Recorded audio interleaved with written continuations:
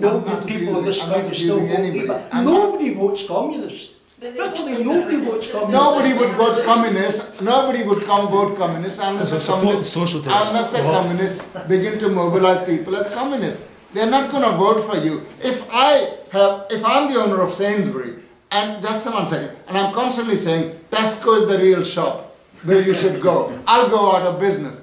And if the Communists are saying Labour Party is the party of the working class, they have given themselves a certificate of self-liquidation. Right. Communist Party of Britain, Marxist-Leninism doesn't even contest elections. No, don't even test them. No, this is CPGB. It doesn't contest elections. In do constituencies when already the Labour has Debating society.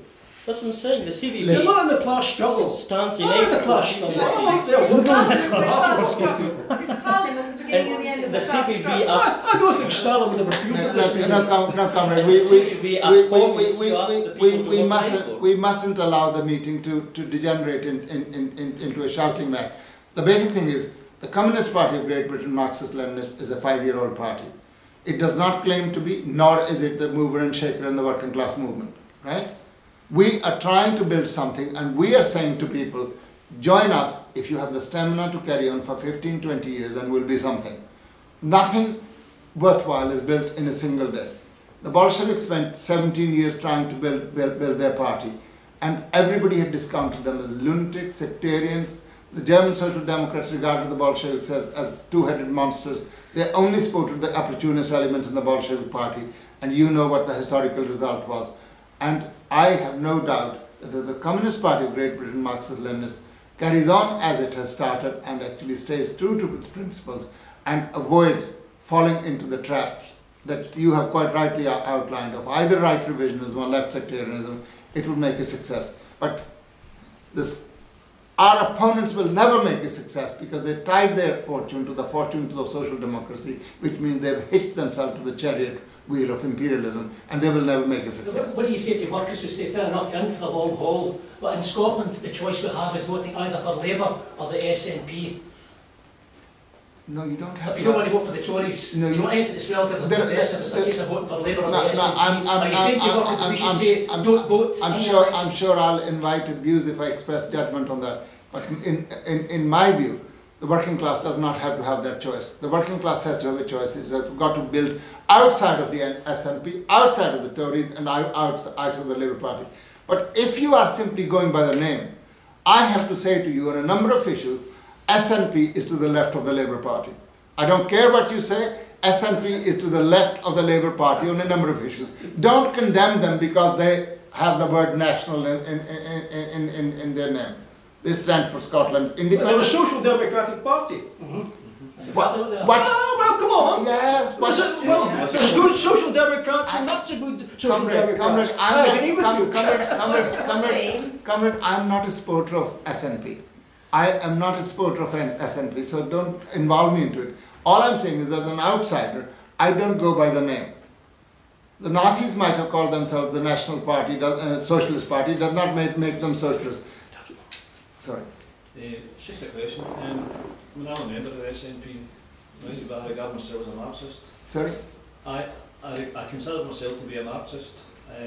For about 20 odd years I was involved with the struggle for Irish unity and independence, which to me was an acid test for the British left, if you like, because it was a struggle against the British state and people had to take sides, in my opinion. But looking at the Scottish context, it's quite clear that the British state is bankrupt. It's an imperialist state. We've got a Scottish National Party which is to the left of Labour on things like the war in Iraq, Afghanistan. It supports a freezing the council tax and reduction of things like prescription charges. And we still have a popular government. So to me it's a democratic question. It's not just a case of, well, you must support a pure socialist party or whatever, because in Scotland, in my opinion, there isn't one. I personally would like to see a Scottish Communist Party, one that takes a Marxist-Leninist line but also supports the independence of Scotland and the break-up of the British state. I think that would be the most the way forward. But for me, the most progressive demand at the moment is to end the British state, since it itself constitutes reaction. But in the meantime, I'll support this cause of independence for Scotland, and to me the most practical way of doing that is the SNP.